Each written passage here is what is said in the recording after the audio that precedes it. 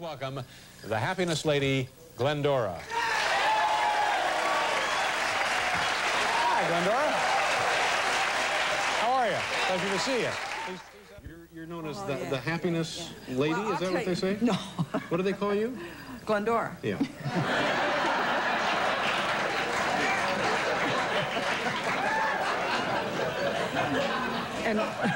And what did you say your name was? I'm Dave. That'll be my last night. You are a very good interviewer. Well, thank you. And I'm going to recommend you for a raise. Thank you. The recipe for happiness, David, is that there's one thing in this world that you can do better than anybody else. And if you will go by yourself, you will find out what that is. And you will do it, and you'll be happy. Now, if you don't do it, David, it's going to nag at you every second of your life. So you find out what it is that you're good at. No, the one thing that you can do better than anybody else. The one thing you can do better than anyone else, and you just concentrate on that. Yes, you do. And then that'll make you happy. Well, sure, because you'll get everything you want. Yeah. He had always said, I'm happy to be here, and life is good, but man, I just don't want to end up. That was almost an obsession of his. Yeah. He didn't want to end up there. Yeah, absolutely. Healthcare. Well, I agree. We all, we want to make it easy. So, I'm sorry that it happened. It was a shock to have that happen that fast.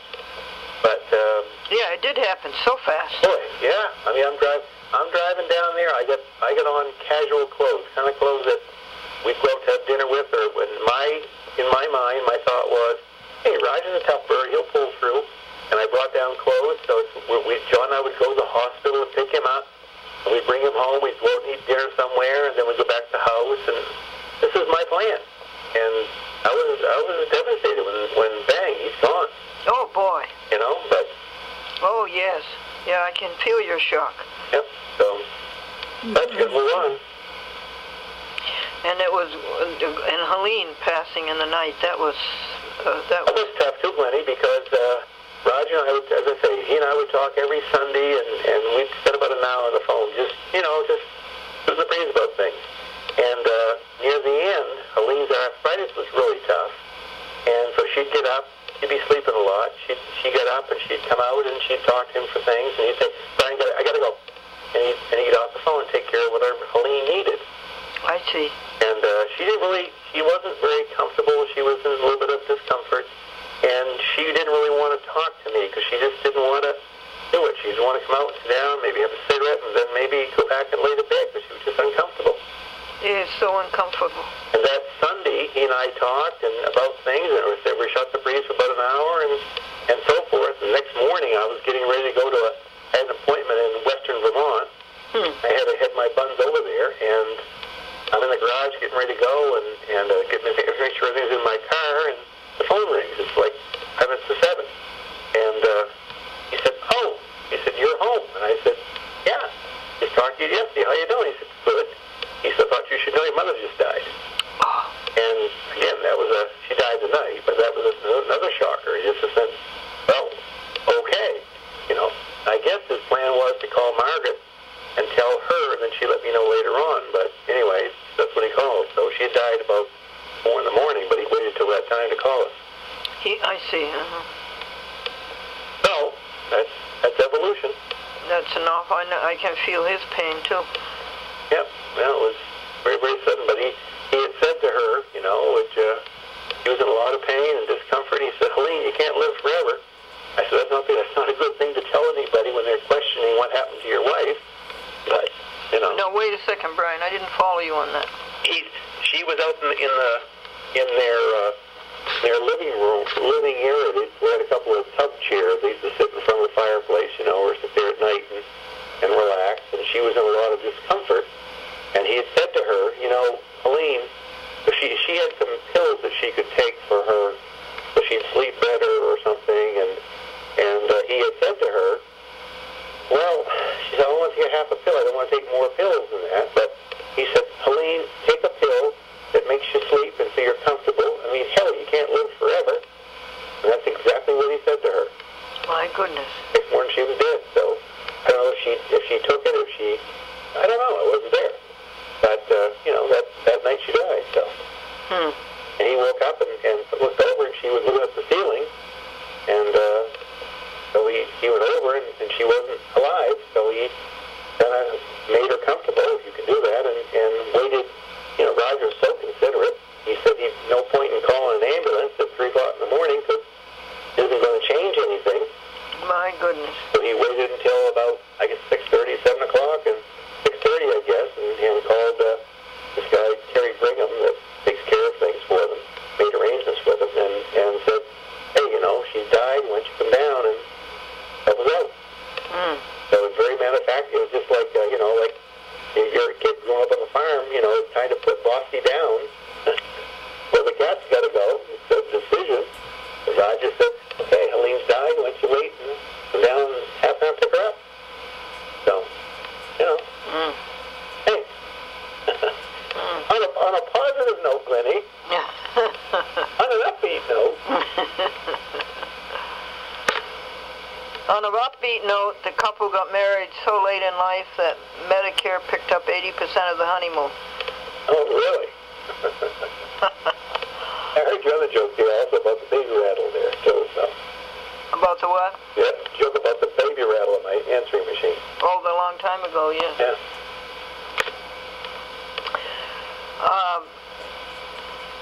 So where you have to go tomorrow? Tomorrow's Thursday. Oh, it's Thursday, yeah. You have to go on a big trip? No, I don't. I'm just, I go down and take care of, I sell to dealers, so I go to see some dealers and get up to date and hope they buy some products. We've had a very good month, so that's goodness economy. Oh, that's good. You did have a good month? Oh, yeah, we had some, I do projects. So if somebody's rehabbing a condominium project or setting up a new dealer is part of the business, and so that part has been good. But we're going out to dinner tomorrow night. We have a friend that we play golf with. We go as a foursome, and she is 74. He's just turned 75. Good. So we had a dinner. His daughter has a restaurant over in Portsmouth, which is just a little bit beyond your Exeter marketplace. And so about 2 weeks ago, or a week and a half ago, we went on a Sunday night to have a surprise birthday party at his daughter's restaurant for him and his wife. So we all chipped in and bought him a gift certificate to this expensive restaurant that he likes. So when we finished and came back, he said, hey, look, this is too much. This is the deal. He said, the people that gave me money towards the gift certificate, we all chipped in like $25 a head or something. He said, we're all going out to dinner Thursday night, and we're going to use these gift certificates. You're all going to join us, and then whatever else is not covered by the gift certificates, we're going to pay for your own. Let's please come up to dinner with us. So we're going to dinner Thursday night with him. Oh. How's that? He's 75. That's pretty good, yes. 6 years younger than you are, so. Yeah. Oh. We went to that great big place Where'd you go? in Portsmouth. A great big place. A lot of big places in Portsmouth. I can't think what it would be. I mean, like this seated hundreds. Portsmouth. And great big tables and great big room. You got to give me better clue than that. I'm trying to think where you were. You know it. It's very big and famous. At Wentworth by the Sea? Oh, no. No. I'm sure you know it. There was a Yokin. That's since been torn down. No, it's on the water somewhere. And it's, we came from Exeter. Yeah. No, we came from Dover. Right. We stayed at the Comfort Inn in Dover. Okay. But we went to church in Exeter. I can't think what big place would be in Portsmouth. Oh, it's huge. I mean, it must have seated 300 people. It is large.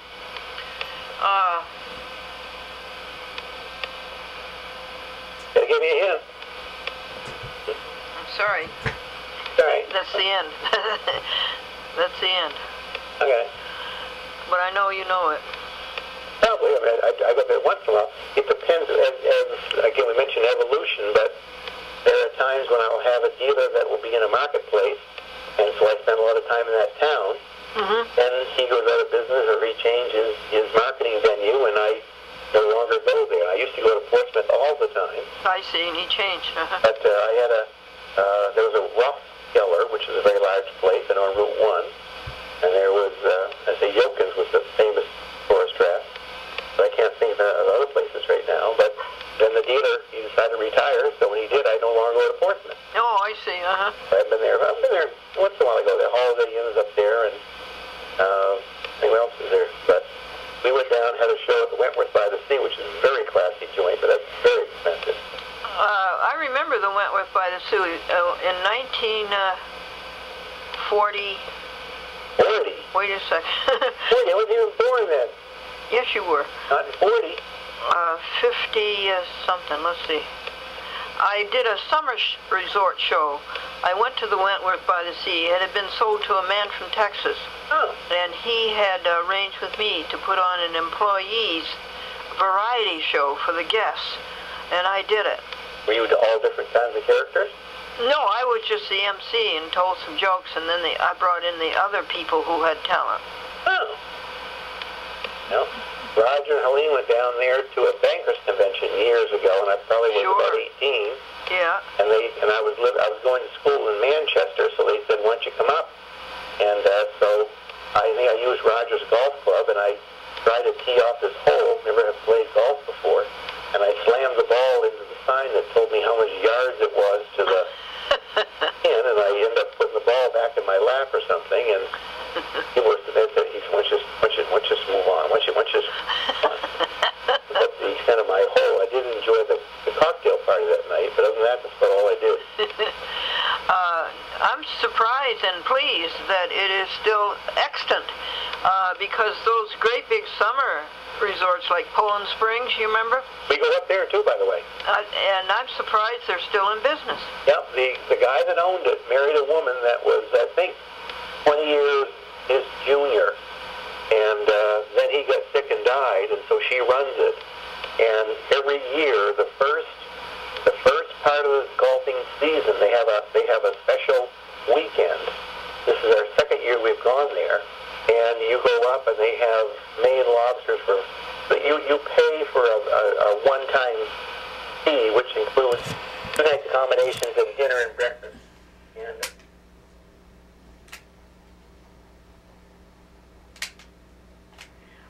now, how about Nuagan Inn in Booth Bay Harbor?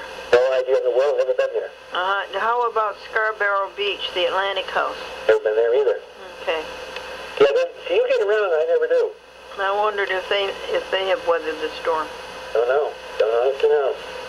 It's just it is a shame that there has to be a happy medium, because I'm missing out on all these places that a lot of our friends would go, such as you would go there, Novi Spot, and we have people who go to Dunkwood Beach and things, and then I find out that, well, I got this thing I got to do tomorrow, I got something else tomorrow, I got this thing I got to do, and time keeps going by. Oh, and the money with it, Brian. Yes, that happens too, yes. Now, let's see. I'm going to get your information all on one card. Your telephone number is 603. Yep. 882. 882. 7716. 7716. And your address is 38 Columbia Avenue. Okay. Nashua, New Hampshire. 03064. Oh, okay, good. The people the other day, well, we were, okay, let's start at the beginning. The pictures that John Roger Erskine Jr. sent you of the museum, Yes. the Glendora Franklin Museum, Right. for the preservation of the Pro Se Public Access newspaper record. We have a trust, a Glendora Franklin Living Trust, and there are about 8 or 9 trustees. And we had a meeting Sunday, and we read the die instructions. I wrote out the die instructions, 60 pages, and told them where everything should go, how it should be moved from where I am at this moment talking to you, which is called the Happy House, how it should be moved over to the museum. And so we did that Sunday, and one of them asked, and I was telling who you know, I was telling you about Ralph Edward Folsom, and about Stephen Richard Folsom, and about Scott Folsom, and about you, and about John Erskine, and about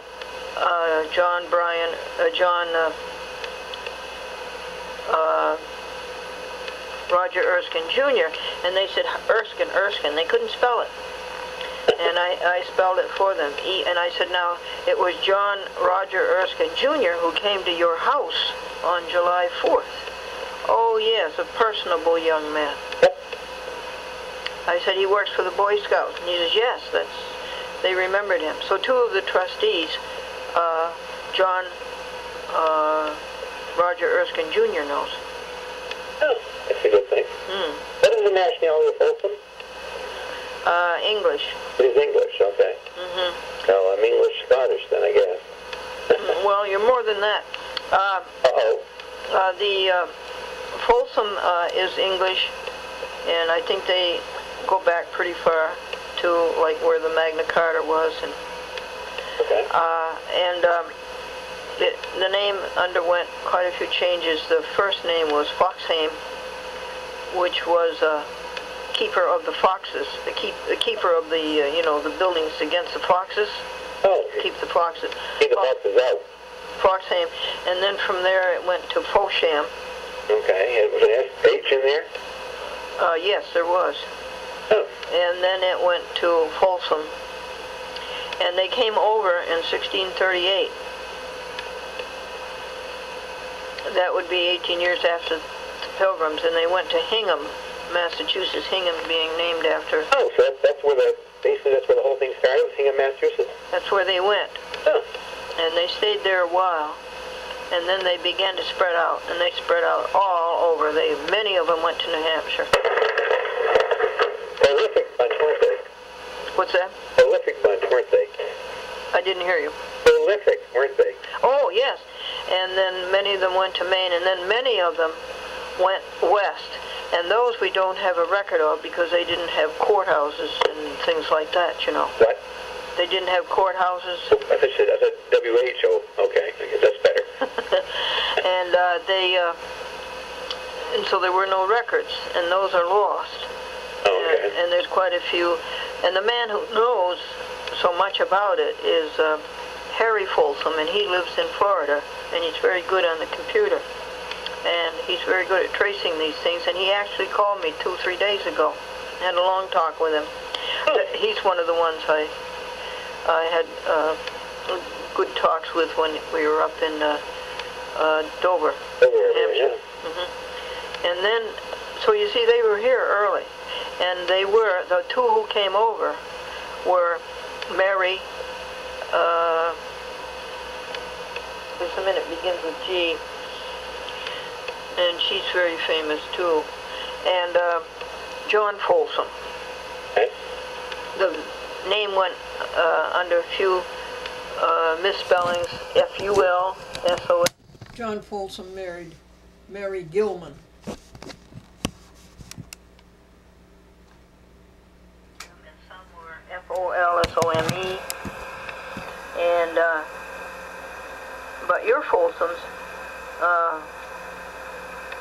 went to Exeter, New Hampshire, and thence to up around Skowhegan, and many of them went up to Holton, up to Monticello.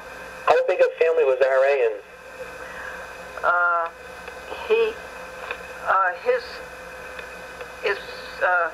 R.A. was his mother's first child, and then she married Harold Graham, and that was a very large family, and it was Aunt Fern. Your mother knew Aunt Fern, and there were so many women. Oh, he wasn't like a... They were half sisters, half brother. Half, but it wasn't like he was, had 7 or 8 siblings then. No, but half siblings, and there was one boy, Harold Graham. Did you ever hear Helene mention Harold Graham, Uncle Harold? Oh. Did you ever hear?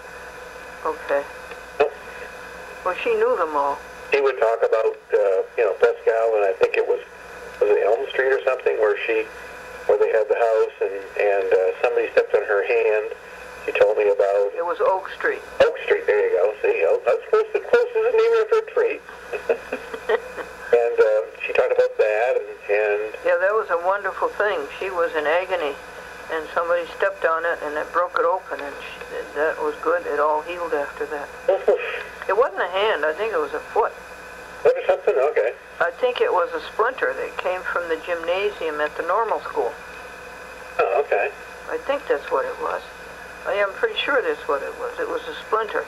Well, somebody should remember that. But I mean, because she knew that there were people called the Hayes, and she grew up with Audrey Hayes, and Yes, she did. they had a son that was almost my age that died about 3 years ago, I guess. But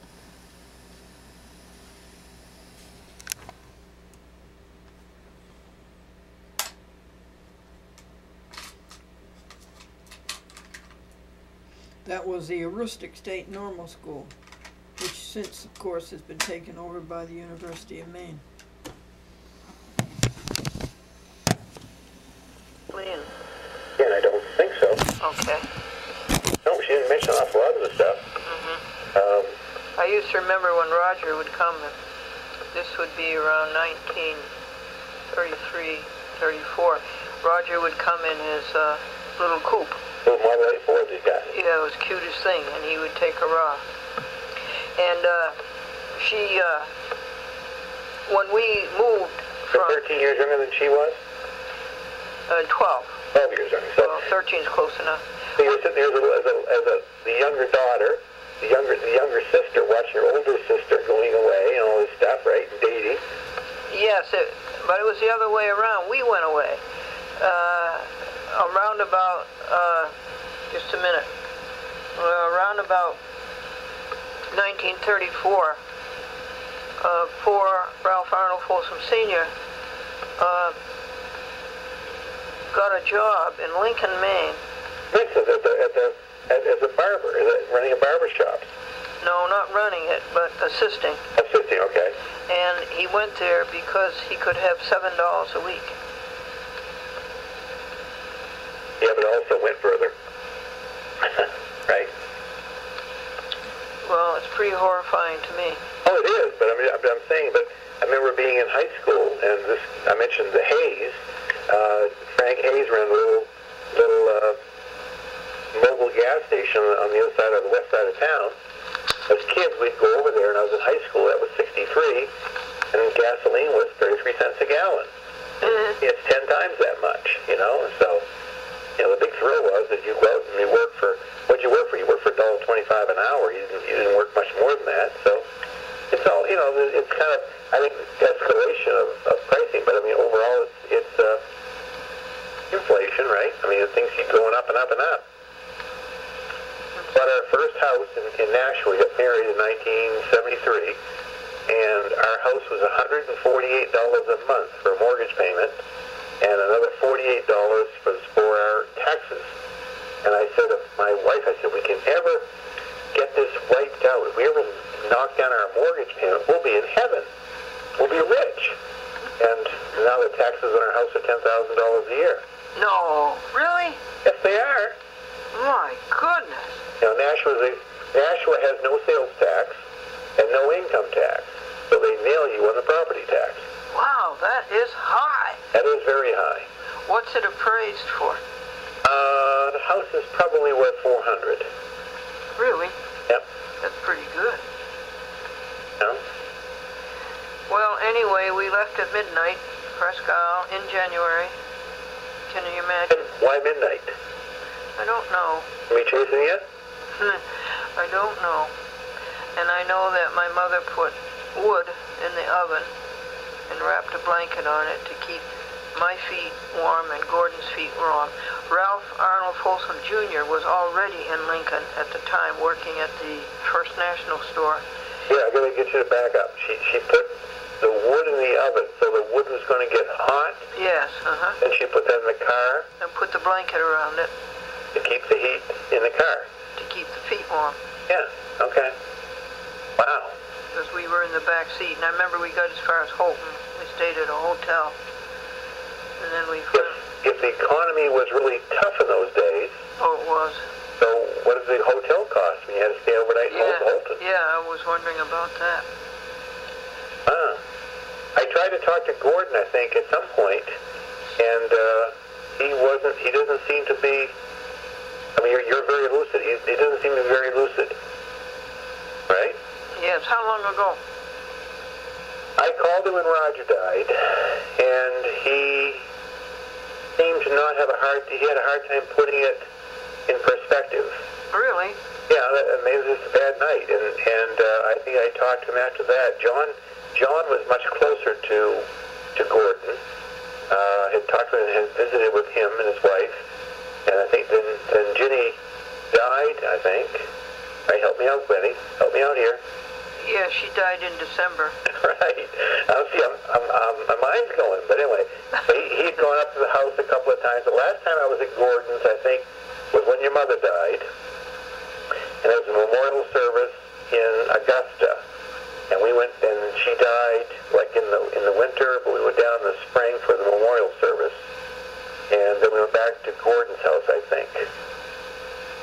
And then they had put the urn up on the hill at Gordon's place. Yes, Okay, so my mind's not totally gone, but it's getting there. Aren't you named after Gordon? I am. And I called Gordon, and I said, and I think he said, "Is this John?" I said, "No, it's Brian." He said, "Brian." I said, "I'm the guy that was named after you. I'm your nephew that was named after you, because Helene gave me your name." And he said, oh, okay. But he seemed to having a real tough time. Really? Yeah, and then about 2 weeks ago, I think it was Scott, he caught me off guard, that he had called, and he said he wasn't aware that Roger had died. And so we talked at length about it, what had happened, and all that stuff. He said, it's a shame we're not keeping up on the tabs of the family. Yes, I was rather firm, and I had talked to him just before he called you. Okay. And I was rather firm about that, and I will be with you, too. I think you've got to do a better job. We do. It is just, I mean, I watched a TV show the other day with Ellen DeGeneres, and she's not my favorite person, but she's very, very quick. She's very, very bright. And she said that she's done all these things to save time. Everybody has got a PDA, and they got a cell phone, and they have all these things they can do now to save time. And she says, you know what? We don't have any more time. All these things to do, we still don't have any more time. And it's true. We're all going at high speed for some ungodly known reason, but we're all, clicking along and saying, I want to call Glennie, and I got to call Glennie, I'll do that later, and then 3 weeks go by. You know that. Yes, I do, and I'm sorry that I do it also. I apologize. See that? So we're all doing it. You're not even working now. You're still on TV, though. Yes, it's all volunteer, yeah. but I certainly... And that's a good thing. That keeps your mind sharp, and you sound very, up to date, which is good. Yes. So, I wanted to tell you that, so that was Lincoln, and in the meantime, Helene and Roger had some kind of a disagreement. Uh-oh. And Helene started going with Mr. Chamberlain, Glenn Chamberlain, who was a science teacher. Yes, he was. He was the bug man at the high school. He was the guy that taught biology. Yes. Right. And I liked him. You did? Oh, I did. I liked him very much. Did he have much of a personality? Oh, yes. Oh, loads of personality. Wow. Okay. Loads of I personality. had him as a teacher when I was a sophomore in high school. Yes. Yep. And so it happened to be while we were in Lincoln, and that Helene and Roger had this party, and Roger was dating Dorothy Dings. No, not Dorothy. He dated Dorothy's sister, I think. Oh. Dorothy was a piano teacher, and she had a sister, and he was dating her. I can't think of her name. And Roger dated something Dingwall, but Dorothy never married. And Roger dated Dingwall, the other sister,